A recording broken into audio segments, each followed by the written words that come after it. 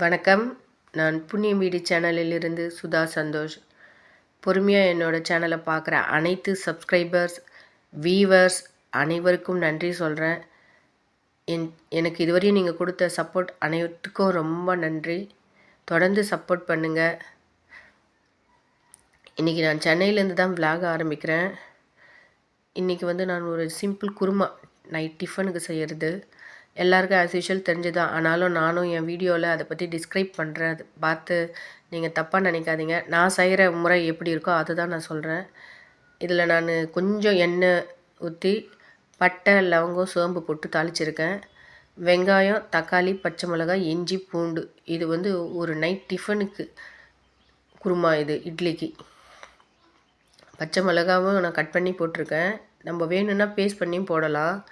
இதை நல்லா எண்ணெயில் ரொம்ப நல்லா வதக்கணும்னு இல்லைங்க, கொஞ்சம் வதங்கினாலே போதும். இது சோம்பும் இந்த சமயமே போட்டுடலாம். கசகசா இருந்தால் கசகசா போடலாம். தேங்காய் இருந்தால் தேங்காய் போட்டு இது பண்ணலாம்.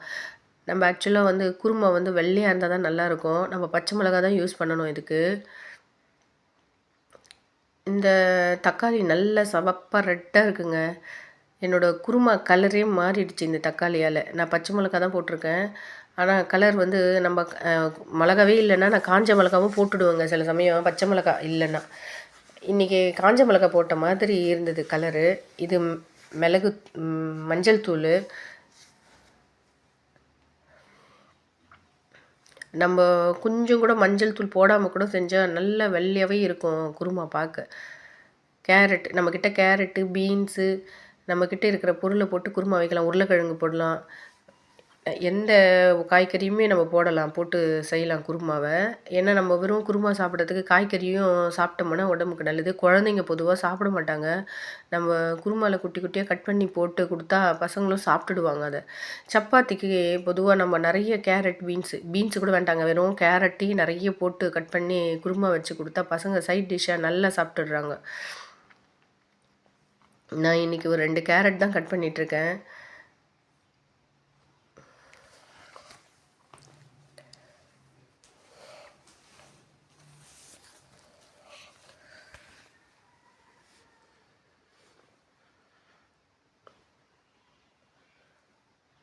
நம்ம பொதுவாக கசகசா வாங்க மாட்டேங்க. கசகசா போட்டு அரைக்க மாட்டேன் நான் பொதுவாக. நல்லா கசகசா வச்சு அரைச்சாலும் நல்லா தான் இருக்கும் குருமா. நம்ம கொஞ்சம் விலை அதிகமாக இருக்கும். நான் கசகசா பொதுவாக மட்டனுக்கு எதுக்குமே கூட யூஸ் பண்ணுற பழக்கமே இல்லை. நான் வீட்டில் இருந்ததுன்னா போடுவேன், இல்லைன்னா கசகசா வாங்கக்கூட மாட்டேங்க. அதுக்காக சோம்பு போட்டாலே அந்த மனம் குருமாவுக்கு நல்லா வந்துடும். கேரட் கட் பண்ணி தண்ணியில் போட்டு வச்சுருக்கேன். என் கையில் 2 கேரட் தான். இன்றைக்கி நான் பீன்ஸ் கூட எடுக்கவே இல்லை. பீன்ஸ் இருக்குது ஆக்சுவலாக. அது பீன்ஸ் போட்டால் வேறு ஒரு டேஸ்ட்டாக இருக்குது. அதனால் நான் இன்றைக்கி கேரட் மட்டும்தான் எடுத்திருக்கேன். நம்ம அரைச்ச இன்க்ரீடியன்ட்ஸ் இருக்குது பாருங்கள். அந்த இன்க்ரீடியன்ட்ஸ் கொஞ்சம் ஆறின பின்னாடி மிக்சியில் போட்டு அப்படியே ஒரு பேஸ்ட் பண்ணிட்டோம்னா சரியாயிடும். நான் ஆல்ரெடி இதுலேயே நான் பட்டை, லவங்கம் போட்டு தாளிச்சிருக்கேன். நம்ம திருப்பியும் குருமா தாளிக்கும் போது நம்ம கொஞ்சம் எண்ணெய் ஊற்றி பட்டை, லவங்கம் போட்டும் தாளிச்சோம்னா கொஞ்சம் மணமாக இருக்கும். சின்ன பட்டை, சின்ன 2 லவங்கம் போட்டால் நல்லாயிருக்கும். நான் இதில் தேங்காய் போடலைங்க. கொஞ்சம் துண்டு தான் தேங்காய் கிடச்சிது. நான் அந்த வாணல்லே தான் போட்டு அதில் இருக்கிற எண்ணெயிலே தான் ஃப்ரை பண்ணுறேன். சும்மா ஒரு நல்ல இதுவாகிறதுக்கு தான். நான் இந்த தேங்காய் போட்டோம்னா கொஞ்சம் திக்னஸும் வரும், நல்லாவும் இருக்கும். அதனால் தேங்காய் போடுறேன். கேரட்டு சின்ன குக்கரில் வேக வச்சுருக்கேன். பேஸ்ட் ஆயிடுச்சு பாருங்கள் இது. இப்போது இது வெங்காயம், தக்காளி, பூண்டு, இஞ்சி, பச்சை மிளகாய் பேஸ்ட். இது அடுப்பு மேலே வானல் வச்சு கருவேப்பிலை போட்டு தாளிச்சிருக்கேன். அதில் கொஞ்சம் ஒரே ஒரு பட்டையும் லவங்கம் போட்டால் கொஞ்சம் மணமாக இருக்கும். நம்ம ஆல்ரெடி பேஸ்ட்டில் அரைச்சிட்டோம் அதனால்.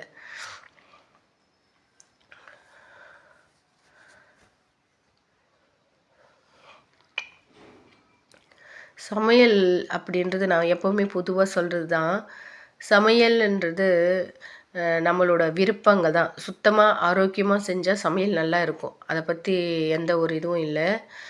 உப்பு, காரம் சில பேருக்கு அதிகமா தேவைப்படும். சில பேருக்கு குறைவா தேவைப்படும். குறைவா சாப்பிட்டாலும் உடம்புக்கு ரொம்ப நல்லது. எண்ணெயிலேருந்து உப்பு, காரம் எல்லாமே. வாய்க்கு தாங்க ருசி உப்பு, காரம் எல்லாம். ஆனா உடலுக்கு வந்து எல்லாமே குறைவா சாப்பிடுறது ரொம்ப நல்லது தான். சில பேர் சாப்பிடறதுக்கு சுவையா வேணுன்றதுனால நான் இப்போ தோசை செஞ்சுட்ருக்கேன். இட்லிக்கும் நல்லா இருக்கும் குருமா. தோசைக்கும் நல்லா இருக்கும். நம்ம சப்பாத்திக்கும் வச்சுக்கலாம். நான் இப்போ வந்து தோசை தான் செஞ்சிட்ருக்கேன்.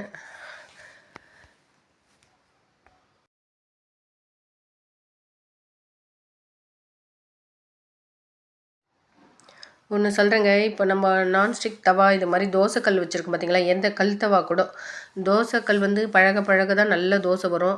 எப்பவுமே நார்மலா நல்லா செஞ்சுட்டு இருக்கும்போது கூட ஒரு தோசை ஃபர்ஸ்ட்டு தோசை சொதப்பி தான் விடுங்க. நம்ம தோசை கல்லுல வந்து எண்ணெய் ஊத்தி செய்யக்கூடாது. நம்ம ஒரு எண்ணெயில நனைஞ்ச துணி இருக்கு பார்த்தீங்களா? நாங்க அது எப்பவுமே வச்சிருப்பேன் எண்ணெய் டப்பி மேல. அந்த துணியில போட்டு ஃபுல் தோசை கல்லையும் தொடச்சி விடணும். தொடச்சி தான் விட்டா அதில இருக்கிற டஸ்ட்டுங்கெல்லாம் போயிடும். ஏன்னா நம்ம தோசை கல்லு தினமும் நல்லா சாமான் கழுவுற மாரி போட்டு கழுவக்கூடாதுங்க. கழுவுனா தோசை வரவே வராது. நம்ம அத லைட்டா தொடச்சிட்டு தான் வச்சுக்கணும். நமக்கு டஸ்ட்டா ஆயிடுது அப்டின்னா, லைட்டா காலையில கொஞ்சம் அந்த எண்ணெய் துணியில போட்டு தொடச்சி எடுத்தோம்னா, தோசை கல்லு சுத்தமாயிடும். தோசை காயும்போது அந்த எண்ணெய் கூட கொஞ்சம் இதுவாயிடும். நல்லதா வரும். நான் ஒரு பக்கம் குருமா எ இது பண்ணியிருக்கேன் பார்த்தீங்களா, பேஸ்ட்டு. அதில வந்து அ நம்ப காய் வேக வச்ச காய் போட்டுட்ருக்கேன். நான் சின்ன குக்கர்ல தான் கேரட் வச்சிருந்தேன். அந்த 2 கேரட்டையும் அந்த குருமாவிலே போட்டுட்ருக்கேன்.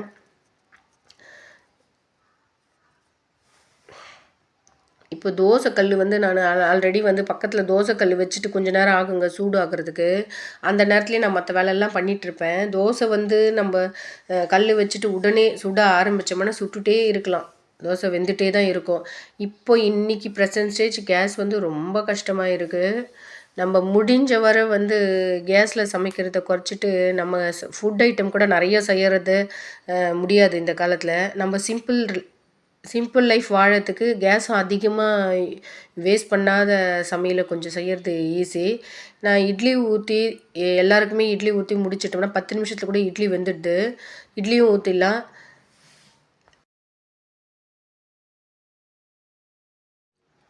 இப்போ தோசை செய்யறதுனால கேஸ் அதிகம் ஆகும்ன்னு நான் சொல்ல வரல. ஆக்சுவலா எனக்கு இட்லி செஞ்சா தாங்க டைம் நெறைய நேரம் ஆகுது. தோசை கல்லு காஞ்சிடுச்சுன்னா, குயிக்கா ஆயிடுதுங்க. தோசை தான் ஈஸியா இருக்கு. ஒருத்தருக்கு செய்றதுனால தோசை செய்யலாம். 2 பேருக்குனாலும் தோசை செய்றது ரொம்ப ஈஸி. நான் பொதுவாவே கேஸ் ப்ராப்ளம் இல்லாதபோது கூட நான் தோசை செய்வேன். ஒரு ஆளுக்காக இட்லி ஊத்தி வைக்கிறது ரொம்ப கஷ்டம். அந்த சமயம்லாம் தோசை தான் ஈஸி. நம்ப அந்த கல்லு காயிற நேரம் தாங்க. கல்லு காஞ்சிட்டா தோசை சீக்கிரம் ரெடி ஆயிடும். இப்போ அட் பிரசன்ட் வந்து நமக்கு கேஸ் ப்ராப்ளமா இருக்கிறதுனால தான் இப்போ 1 மந்த் ஆகுது. புக் பண்ணிட்டு திருப்பி நம்ம 1 மந்த் வெயிட் பண்ணணும். அதனால தான் சொல்றேன். அது கூட எப்படி இருக்கும்னு நம்ம சொல்ல முடியலங்க. நம்ம எக்ஸ்ட்ரா ஒரு சிலிண்டர் கூட வாங்கி வைக்க முடியல. திடீர்னு கேஸ் காலி ஆயிடுச்சுன்னா ஹோட்டல் சாப்பாடு தான் சாப்பிடணும். நெறைய பட்ஜெட் அதிகமாகும் எல்லாருக்குமே. ஏன் நான் கேஸ் பத்தியே அதிகமா பேசுறேன்னா, கேஸ் ரொம்ப கஷ்டமா இருக்கு. ஒண்ணுமே நான் கேஸ டிபெண்ட் பண்ணி தான் இருக்கேன். நாங்க வந்து எங்க ஹீட்டர் கூட ஃபால்ட்டுங்க. தண்ணி காய வைக்கிறது கூட நாங்க கேஸ்ல தான் வைக்கிறோம். பொதுவா இப்போ நெறைய பேர் குழந்தைங்களுக்கு வந்து ஹீட்டர்ல காயவே வைக்கிறது இல்லைங்க. தண்ணி வந்து நம்ம கேஸ்லயே கனெக்ஷன் தான் நெறைய வீட்ல கேஸ்ல தான் வந்து தண்ணி காய வைக்கிற கனெக்ஷன் பண்ணி வச்சிருக்காங்க. இந்த கேஸ் தட்டுப்பாட்டால ரொம்பவே சிரமப்படுவாங்க. எல்லாருக்குமே சிரமமா தான் இருக்கு. வாங்க முடிஞ்சவங்க எப்படியானா வாங்கிடுவாங்க. வாங்க முடியாதவங்களுக்காக தான் நான் சொல்றேன். நானு இட்லி சட்டி போட்டு மூடி வச்சிருக்கேன் பார்த்தீங்களா? இந்த மூடி இருக்கு பார்த்தீங்களா? இந்த லிட்ட பத்தி தான் பேசணும். இந்த மாரி லிட் வந்து நான் இப்போ அட் பிரசன்ட் யூஸ் பண்ற இட்லி சட்டியோட லிட்டு தான் எடுத்து மூடுறேன். இந்த மாதிரி கல் தோசைக்கு நம்ம இந்த மாரி மூடி போட்டு வச்சோம்னா சீக்கிரம் வெந்துடும். நமக்கு அந்த திருப்பி போட்டு கிரிஸ்பியா சுடணும்னு இல்ல. நான் எங்க வீட்ல சின்ன வயசுல அம்மா இப்படி தான் செய்வாங்க. நாங்க நெறைய பேர் இருப்போம் வீட்ல. ஒரு 10 பேருக்கு செய்ய வேண்டியிருக்கும். அம்மா காலையில அடுப்புல சாதா விறகு அடுப்புல தான் வைப்பாங்க. நான்ஸ்டிக் தவால நல்ல கல் தவா மாரி இருக்கும். அது நல்லா தினமும் செஞ்சு செஞ்சு நல்லா செட் ஆயிட்டு இருக்கும். அதில கல்லு காய்ஞ்சுதுன்னா சத்தம் தான் தோசை சத்தம் தான் கேட்டுட்டு இருக்கும். அது மேல வந்து இந்த மாரி இட்லி சட்டி வந்து பழசாயிடுது பார்த்தீங்களா? உடைஞ்சிடுது, ஏதோ டேமேஜ் ஆயிடும். அத நம்ம அப்படியே தூக்கி அலுமினிய சாமானுக்கு போடாம, அந்த மூடிக மட்டும் எப்பவுமே ஸ்ட்ராங்கா எல்லா இட்லி சட்டியிலும் இருக்கும். அந்த மூடிகள வச்சுக்கணும் நம்ப. இதுக்காக மட்டும் இல்லைங்க. இப்ப நம்ம வாணல் செய்றோம். வாணல் வந்து 4, 5 வகையா இருக்கும் வாணல் நமக்கு. அந்த வாணல்ல வேக வைக்கிறதுக்கு எதுக்குமே மேலே வந்து அந்த லிட்டை வச்சு நம்ம யூஸ் பண்ணலாம். எல்லாம் ஒரே மூடியே எல்லாத்துக்கும் வச்சுக்கலான்றதை விட அந்த மூடிங்க ஒரு 4-5 சேர்ந்தா கூட நம்ம பத்திரமா வச்சுக்கலாம். அந்த இட்லி சட்டி டேமேஜ் ஆகி போடும்போது அந்த மூடி இருக்குது பாருங்க லிட்டு, அதை மட்டும் எடுத்து வச்சுக்கணும். எடுத்து வச்சுக்கிட்டோம்னா நமக்கு நல்லாயிருக்கும். இது ஃபஸ்ட்டு தோசை நல்லாவே இல்லை, வெள்ளையாக இருக்குது பாருங்கள். நான் ஆக்சுவலாக வந்து திருப்பி போடணுன்னே இல்லை, ஆக்சுவலாக வெந்துடுச்சு, அது மெல்லிசாக தான் இருக்குது, வெந்துடுச்சு. அதனால் நான் கொஞ்சம் அது கொஞ்சம் கிறிஸ்பியாக இருந்தால் தான் இப்போ எல்லாருக்கும் பிடிக்குது. எனக்கெல்லாம் அந்த காலத்தில் கல் தோசை தாங்க ரொம்ப பிடிக்கும். இப்போது அந்த மாவு வந்து வீட்லேயே ப்ரிப்பேர் பண்ணுற மாவு. அப்போல்லாம் வந்து ஆட்டு உரலுங்க, ஆட்டு உரலில் தான் போடுவோம். அந்த ஆட்டு உரலில் ஆட்டி அம்மா பாட்டி நாங்கள் கூட கொஞ்சம் ஒரு 4 சுற்று சுற்றுவோம் சின்ன வயசில். அந்த தோசை நல்லா இருக்கும், மேலெல்லாம் ஓட்டையாக நல்லா அந்த பார்க்கவே நல்லாயிருக்கும். அந்த மாதிரி தோசை இப்போ என்னால் கூட செய்யவே முடியல. அரிசி வந்துங்க, அரிசி தாங்க மெயினு. எந்த அரிசியிலுமே தோசை செஞ்சால் நல்லா இருக்குது. ஆனால் நம்ம இட்லிக்கு மட்டும் பதமாக இருக்கணும் அரிசி.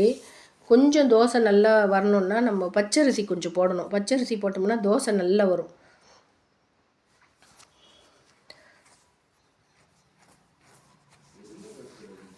இது மாதிரி தோசை சாப்பிட்றதுனால ஜீரணம் ஆகாத மாதிரி இருக்குங்க நமக்கு. இட்லி வந்து ஆவியில் வேக வைக்கிறதுனால கொஞ்சம் டைஜஷன் நல்லாகும்.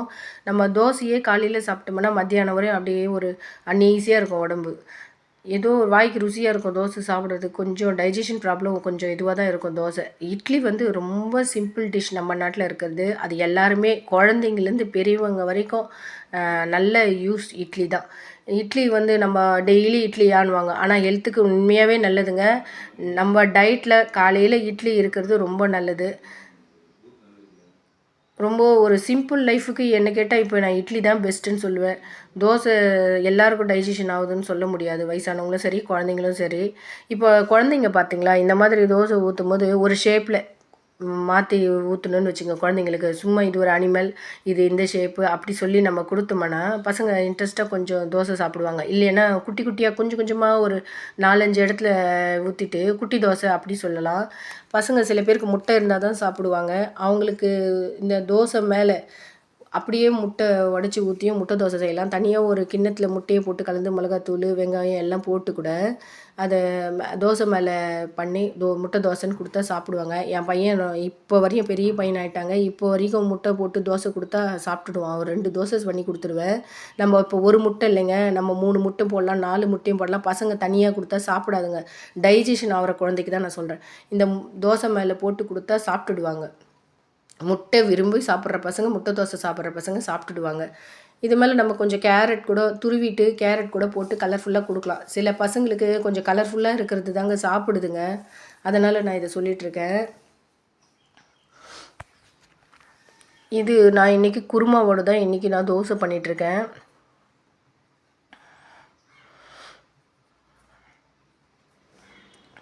நான் நெக்ஸ்ட் வீடியோ நிச்சயமாக ஊருக்கு போயிடுவேன். அநேகமாக ஊருன்றது என்னோடய அம்மா வீடு. அங்கேருந்து தான் நெக்ஸ்ட் வீடியோ போடுவேன்னு நான் நினைக்கிறேன். கொஞ்சம் தொடர்ந்து என்னோடய வீடியோ சேனலை பாருங்கள், சப்போர்ட் பண்ணுங்கள். நிறைய பேர் அன்சப்ஸ்கிரைப் பண்ணுறாங்க, ஏன்னு எனக்கு தெரியல. அவ்வளோ வீடியோ நல்லா இல்லையான்னு தெரியல. எனக்கு குவாலிட்டி நல்லா இல்லாத இருக்கும். எனக்கு அவ்வளோவா தெரியாதுங்க. என்னோடய சாதாரண நார்மலான என்னோடய மொபைல்லேருந்து தான் வீடியோ எடுத்துகிட்ருக்கேன். எனக்கு எடிட்டிங்காக எதுவுமே தெரியாது. நார்மலாக ஏதோ பண்ணிகிட்ருக்கேன் நான் எனக்கு தெரிஞ்சதை வச்சு. இது வந்து பாருங்கள், வெங்காயம் தக்காளி ஆஸ் யூஷுவல் சமையல் தாங்க இது. சமையல் பிரியாணிக்கு வந்து வெங்காயம் தக்காளி பச்சை மிளகாய் இஞ்சி பூண்டு இதுதான் பேஸ்ட்டு தேவை நமக்கு. நான் பட்டை லவங்கம் பிரிஞ்சி இலை ஏலக்காய் 2 போட்டிருக்கேன். பிரியாணியில் எப்போவுமேங்க தாளிப்பில் பட்டை லவங்கம் எவ்வளோ முக்கியமோ அவ்வளோ ஏலக்காய் முக்கியம். அதை போட்டு நான் அதெல்லாம் கிளிப்பிங் எடுக்க முடியல. ஒரு ஷார்ட்ஸுக்காக தான் இந்த வீடியோ சிம்பிளாக எடுத்தேன், ஆனால் ஷார்ட்ஸ் அப்லோட் பண்ண முடியல. அதனால் இந்த லாங் வீடியோவில் இதை ஜாயின் பண்ணி விடுறேன். புதினா வந்து ஒரு கைப்பிடி அளவு புதினா போதுங்க. இந்த புதினா வந்து நல்லா அலசிடணும். இதில் வந்து நிறைய மணல் தூசி எல்லாம் இருக்கும். நல்லா நான் 2 முறை அலசி வச்சோம்னா தாங்க புதினா எப்போவுமே நல்லா இருக்கும். நான் வந்து ஒரு பிரியாணி தான் இன்றைக்கி பண்ணிகிட்ருக்கேன். ஒரு அரை முடி எலுமிச்சம்பழம் வச்சுருக்கேன், தக்காளி கட் பண்ணி வச்சுருக்கேன். இது வந்து ஒரு 1/2 கிலோ சிக்கன் இருக்குது. அப்படியே அவங்க கட் பண்ணி கொடுக்குறது தான். நான் வறுக்கிறதுனா தான் நான் கட் பண்ணுவேன். ஆக்சுவலாக நம்ம கத்திக்கு வந்து மட்டன் சுத்தமாக கட் பண்ண முடியல. சிக்கன் வந்து ஸ்மூத்தாக இருக்கிறதுனால கட் பண்ணிடலாம். பிரியாணின்றதுனால பெரிய பெரிய பீஸ் தாங்க போடணும். இது வந்து கல் உப்பு. நான் கல் உப்பே பொதுவாக இந்த சமயத்தில் தான் போடுவேன். மற்ற சமயத்துலலாம் நார்மல் உப்பு தான் போடுறேன். ஏன்னா அந்த கல் உப்பு போட்டோம்னா எனக்கு நம்ம கரையிலன்னு வச்சுக்கோங்களேன், அதனோட உப்போட அளவு அதிகமாகிடுது. அதனால் நான் கல் உப்பு இந்த வதங்குற நேரத்தில் தாங்க போடுறேன். மற்ற சமயத்துலலாம் வந்து கல் உப்பே நான் யூஸ் பண்ணுறதில்ல. நம்ம தண்ணியில் கூட கல் உப்பு கரையாது இருந்ததுன்னு வச்சுக்கோங்க, நமக்கு அளவு தெரிய மாட்டுது, உப்பு அதிகமாகிடுது. சில பேர் கைப்பக்குவம் பழக்கம் போட்டுடுவாங்க. எனக்கு கரெக்டாக இந்த மாதிரி பர்டிகுலராக பிரியாணி செய்யும் போது குக்கரில் வேக வைக்கும் போது அதனோட அளவு தெரிய மாட்டேங்குது. இது வெங்காயம், பூண்டு, இஞ்சி பேஸ்ட் பண்ணி வச்சுருக்கேன். பேஸ்ட் வந்து குறப்பாக தான் பண்ணி வச்சுருக்கேன். அப்படியே கீரி கூட போடலாம். எனக்கு அது கொஞ்சம் அந்த காரம் டேஸ்ட் சரியாக வராது. நான் ஒரு 7, 8 பச்சை மிளகாய் வைப்பேன். நம்ம 9, 10 கூட வைக்கலாம். கொஞ்சம் காரம் நல்ல தூக்கலாக இருக்கும். நிறைய பேர் இந்த மாதிரி இதில் மசாலா பவுடரும் போடுறாங்க. அதனால் எனக்கு மசாலா பவுடரை விட அந்த இஞ்சி, பூண்டு, பச்சை மிளகாய் காரம் டேஸ்ட்டு தாங்க ரொம்ப பிடிக்குது. பச்சை மிளகாய் போட்டு இஞ்சி போடும் போதே கொஞ்சம் அடி பிடிக்கும். வேணும்னா கொஞ்சம் நம்ம எண்ணெய் ஊற்றிக்கலாம் அந்த சமயத்தில். நல்லா இதுவாகிடுச்சு பாருங்கள். இப்போ நான் ஒரு கைப்பிடி அளவு புதினா போடுறேன். இன்றைக்கி இந்த புதினா கத்தையிலங்க, சின்ன கத்தைங்க, இன்னொரு கைப்பிடி அளவுக்கு தாங்க இருந்தது புதினா.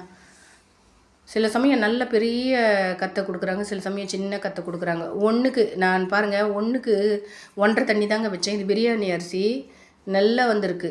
ஒரே ஒரு விசில் தாங்க வெடித்தது. கொஞ்ச நேரம் உடனே நிறுத்திட்டேன். சிம்மில் கூட அதிக நேரம் வைக்கல. ரைஸ் நல்லா வந்திருக்கு. இதனால் எனக்கு அதிகமாக இன்றைக்கி கேஸ் ஆகலை. இப்போ நான்வெஜ் சாப்பிடாதவங்க இருப்பாங்க வீட்டில். அவங்களுக்காக எதனா செய்யணுன்றதுக்காக கடலை மாவு, வெங்காயம் அரிஞ்சு போட்டு, நம்ம சாதாரண வீட்டு மிளகாவே தூள் போட்டு, கொஞ்சம் அரிசி மாவு தூள் போட்டு இந்த மாதிரி பண்ண பக்கோடா நல்லதாக இருந்தது. என்னோடய சப்ஸ்கிரைபர்ஸ்க்கு நன்றி. இந்த வீடியோவை பார்த்துட்டு இருக்கிற அனைவருக்கும் நன்றி.